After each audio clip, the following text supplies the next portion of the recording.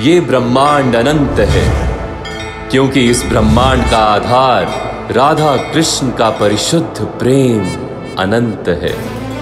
यही प्रेम आधार है धर्म का। संसार में जब प्रेम का नाश होता है, धर्म का विनाश होता है, और तब समय चक्र विरह में बदलता है।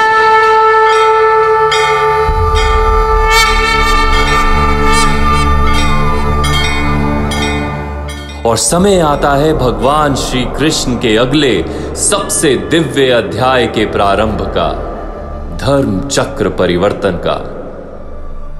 मार्ग है ये धर्म का, कृष्ण के सुकर्म का, हार जीत पुण्य का, मोह त्याग भय। और राधा कृष्ण के जीवन की हर गाथा का आरंभ प्रेम से, अर्थात राधा से ही होता है।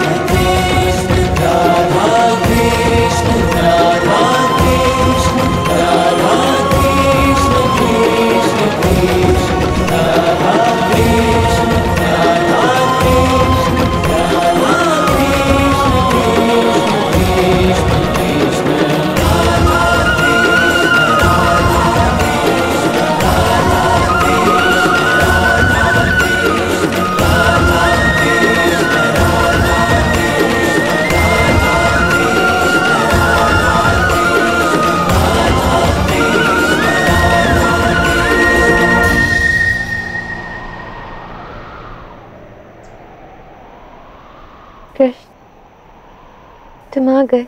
मुझे तो लगा था कि जिसका नाम संसार कृष्ण से पहले लेता है, यदि राधा मुझे बुलाएगी तो मैं कैसे ना आऊं। किंतु तुमने तो कहा था कि तुम पुनः कभी बांसुरी नहीं बजाओगे कृष्ण। तुमने कहा था कि जिससे प्रेम करता हूं उसके लिए बजा सकता हूं। जो स्थान तुम्हारा वो किसी का नहीं, ना कभी किसी का हो सकता। और चाहे जो कुछ भी हो, कृष्ण का प्रेम, उसकी बांसुरी और उसकी धुन, उस पर जितना अधिकार राधा का है उतना कभी किसी का नहीं हो सकता।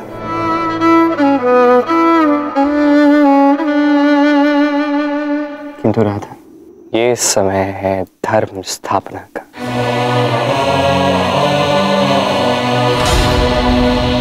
धर्म स्थापना के इस अध्याय में एक परिवार की भूमिका अत्यंत महत्वपूर्ण है, और मैं उस परिवार से जुड़ा हूं। एक ऐसा परिवार जिसका एक एक सदस्य धर्म स्थापना का आधार बनेगा, और उन्हीं में से एक बनेगा कृष्ण का सारथी।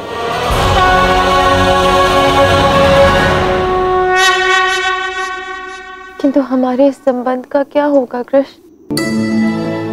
राधा कृष्ण के मिलन का, प्रेम का अध्याय यही समाप्त होगा कृष्ण। राधा कृष्ण का अध्याय समाप्त तब होगा जब हम अनंत के लिए मिलेंगे राधा, उससे पूर्व कदापि नहीं। मेरा पूर्वाभास कहता है कि तुम्हारे जीवन में एक नई यात्रा का आरंभ होने वाला है, तो भला राधा उसमें कैसे हो सकती है?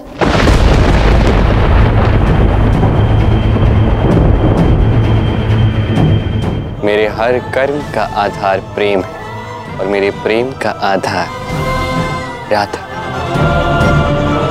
धर्म स्थापना के महाकर्तव्य का महा आधार भी राधा कृष्ण का प्रेम ही। सब कुछ बदलने वाला है राधा, सब कुछ बदलने वाला है और धर्म की शक्तियां बढ़ने वाली हैं। धर्म का सम्मान, महत्ता कहीं लुप्त हो जाएगी। इस संसार भर पर अधर्म के काले बादल मंडराएंगे और तब उस अंधकार में प्रकाश का आधार केवल तुमसे आएगा राधा। कृष्ण धर्म के पक्ष में, राधा कृष्ण के पक्ष में। जहां राधा वहीं धर्म, वहीं विजय भी। यदि कृष्ण अधर्म से युद्ध करेगा तो राधा को भी धर्म के लिए लड़ना होगा। कृष्ण जिस दुर्गम मार्ग पर अपनी यात्रा पूर्ण करेगा, राधा को भी उसी मार्ग पर अग्रसर होना होगा। धर्म स्थापना की सफलता का ये कार्य राधा कृष्ण को साथ मिलकर ही करना होगा। राधा कृष्ण के अनंत प्रेम के संबल से धर्म स्थापना करनी ही होगी। मैं सच्ची हूँ कृष्ण। मैं भी यही चाहता था, क्योंकि आने वाले समय में इस दुर्गम यात्रा में ऐसा भी हो सकता है, ऐसे भी प्रसंग आ सकते हैं जब मैं स्वयं असमंजस में फंस जाऊंगा। मेरे साथ कदाचित समस्त भारतवर्ष होगा, किंतु फिर भी मैं अकेला ही अनुभव करूंगा। तब अपनी चिंताएं, अपनी भावनाएं, अपने विचार किसी और के साथ बांट नहीं सकता, केवल तुम्हारे साथ बांट सकता हूं राधा। कृष्ण, जब भी तुम्हें मेरी आवश्यकता पड़े केवल मुझे स्मरण कर लेना। मैं प्रत्यक्ष रूप से ना आ सकी तो भाव रूप से अवश्य आऊंगी और तुम्हारे हृदय की ध्वनि मुझ तक पहुंच ही जाएगी। चाहे जो भी परिस्थिति हो, चाहे कितनी भी बड़ी कठिनाइयां क्यों ना आए, राधा कृष्ण में कभी विरह नहीं हो सकता। ये ब्रह्मांड बार बार हमें एक साथ लाएगा। जब तक हम सदा सदा के लिए एक नहीं होंगे, तब तक कोई विरह नहीं, केवल मिलन होगा कृष्ण, वो भी बार बार।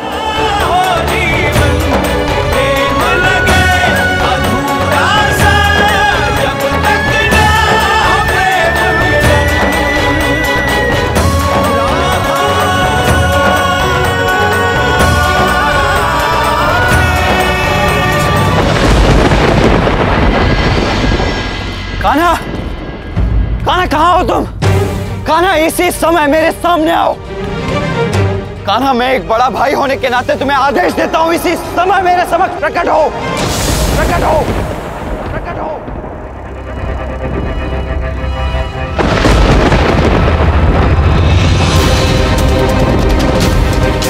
कान्हा, मैंने जान लिया है, खोज लिया है मैंने कुंती पुत्र को। तुम सामने आओ कान्हा, तभी मैं तुम्हें बता पाऊंगा कि क्या क्या हो गया, तभी तुम्हें बता पाऊंगा कि मेरे रोष का कारण क्या है।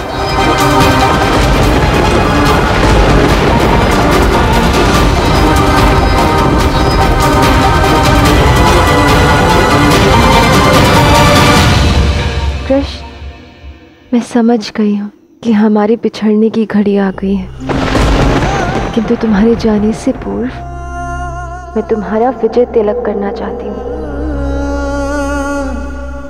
इस नई गाथा का एक ही उद्देश्य है राधा, धर्म स्थापना। विजय होगी तो केवल धर्म की होगी। धर्म की विजय ही कृष्ण की विजय होगी। ये समझ लो कि मैं कृष्ण का नहीं धर्म का विजय तिलक कर रही हूँ।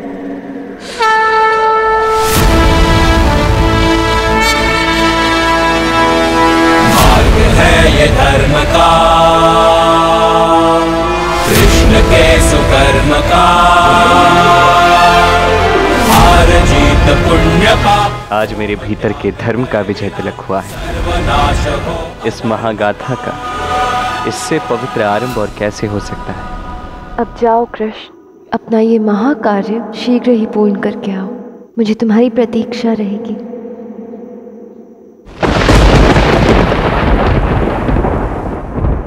मुझे भी।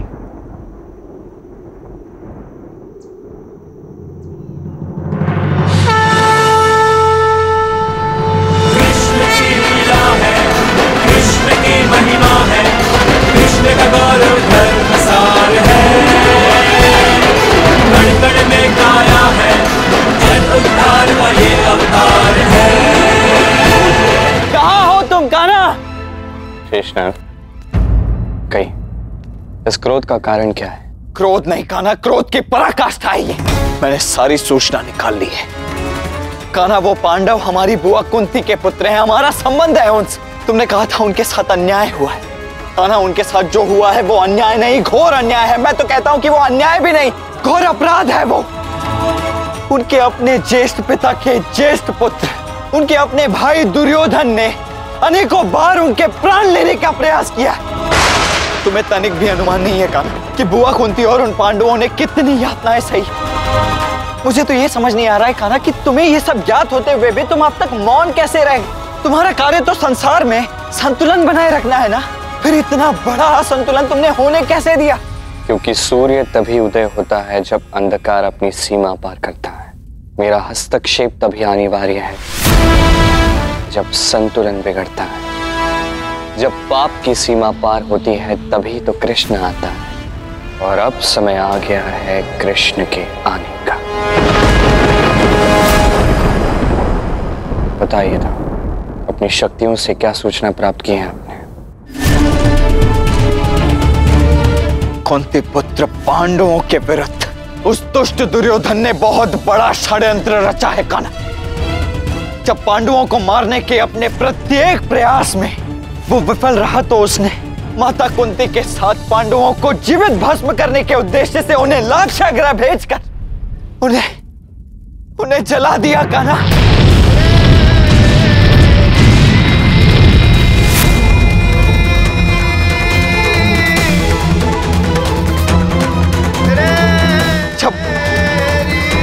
जब मुझे ये सूचना प्राप्त हुई तो एक क्षण के लिए मुझे भी लगा कि पांडव भस्म हो चुके हैं, अब जीवित नहीं रहे। किंतु अपनी शक्ति से मैंने पांडवों की दिव्य शक्ति का आभास किया है कान्हा। इसलिए मुझे पूर्ण विश्वास है कि पांडव अभी मरे नहीं हैं, वो जीवित हैं और यहीं कहीं हैं। किंतु वो है कहां था?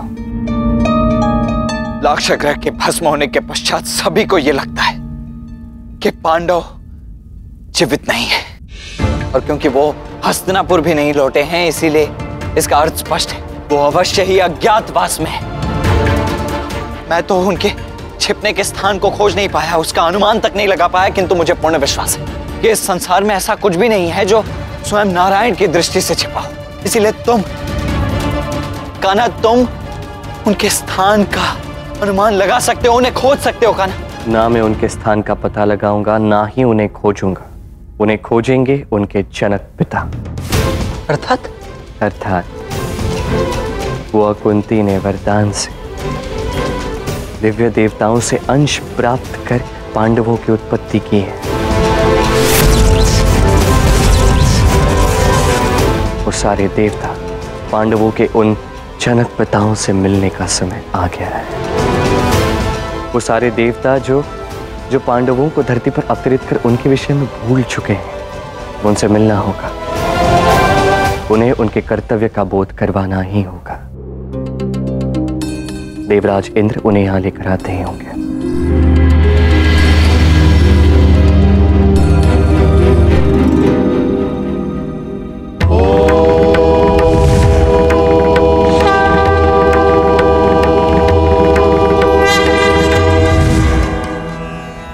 प्रणाम नारायण। प्रणाम शेषनाग। नारायण, कुंती पुत्रों में जिन जिन देवताओं के अंश, मैं उन सभी देवताओं को लेकर आया हूं। क्या आप उन सारे कुंती पुत्रों के आध्यात्मिक पिताओं को ले आए? मुझे ऐसा प्रतीत नहीं हो रहा। पांडवों से संबंधित पांचों देव, देवी कुंती के 5 ही पुत्र तो हैं। मुझे पूर्ण विश्वास है कि उनसे संबंधित मैं सभी देवों को यहां लेकर आया हूं। आपका विश्वास अटल प्रतीत हो रहा, अच्छी बात है। किंतु नारायण, हमें यह तो बताइए कि आपने हम सबको यहां बुलाया क्यों है? क्योंकि कृष्ण के जीवन का एक मुख्य कार्य धर्म स्थापना का समय आ गया है, और इसमें मुझे आपकी और आपके आध्यात्मिक पुत्रों की आवश्यकता है। वायुदेव का पुत्र गदाधारी विक्रोदर भी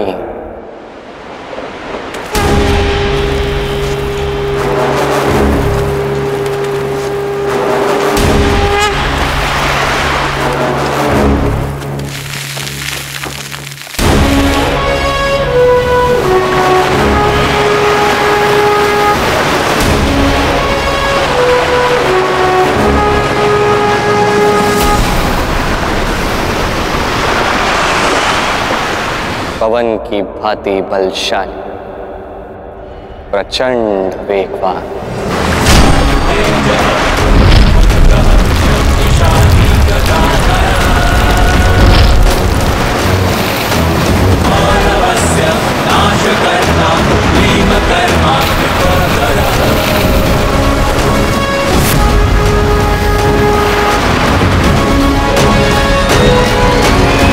धर्मराज का दिव्य पुत्र धर्म ज्ञानी युधिष्ठिर, धरा की भांति धर्म को धारण करने वाला।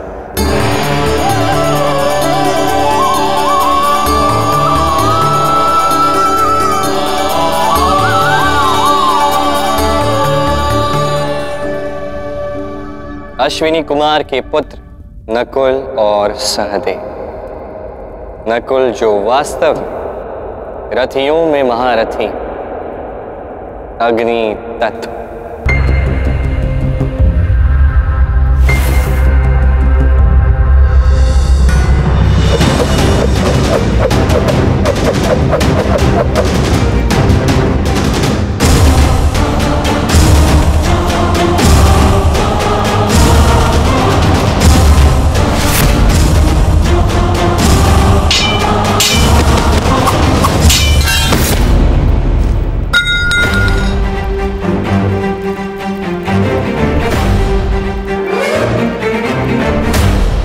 सहदेव जो केवल श्रेष्ठ योद्धा ही नहीं बल्कि उत्कृष्ट ज्योतिष भी है, एक सबसे सुंदर आकाश की भांति छलहीन पर बलवान।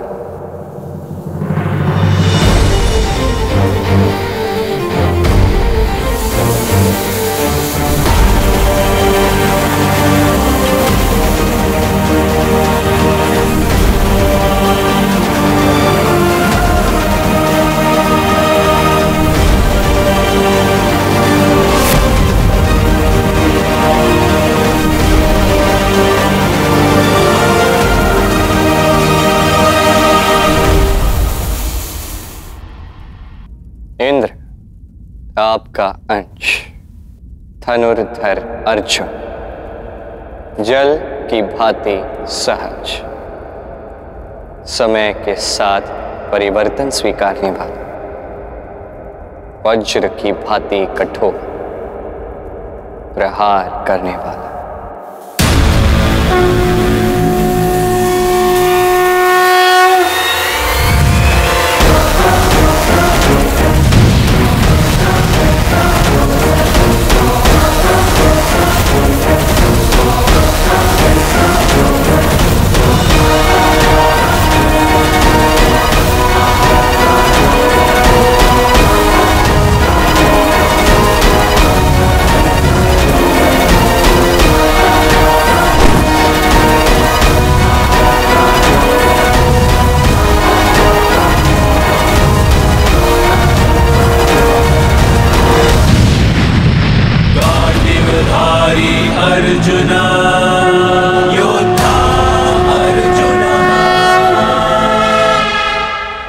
कुंती पुत्र, ये सब आपके अंश हैं।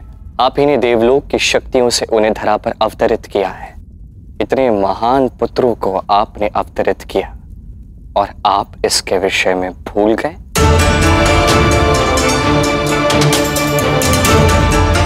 अत्यंत अनुचित कार्य किया है आपने। एक पिता वो होता है जो अपने धर्म का पालन करता है।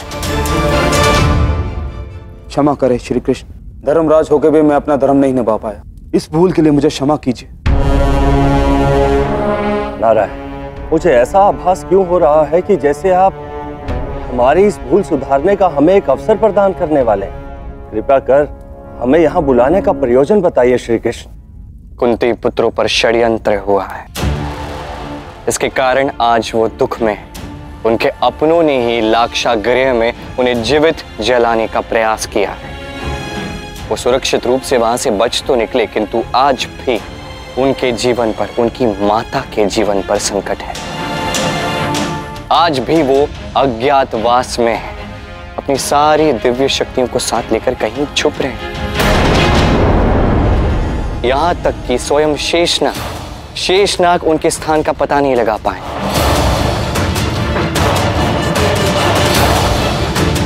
मैं चाहता हूं आप सभी अपने पुत्रों को खोजें। उनका वर्तमान स्थान क्या है मैं जानना चाहता हूं। श्री कृष्ण, हम अपनी इस भूल का पश्चाताप करेंगे। मुझे विश्वास है कि हम उन्हें ढूंढ लेंगे। हाँ श्री कृष्ण, हम शीघ्र उनको ढूंढकर आपको उनका स्थान बता देंगे। आपको पूर्ण विश्वास है कि आप इन्हें खोज ही लेंगे? हाँ नारायण, क्यों नहीं। वैसे भी वो हमारे ही अंश हैं। आज्ञा दीजिए।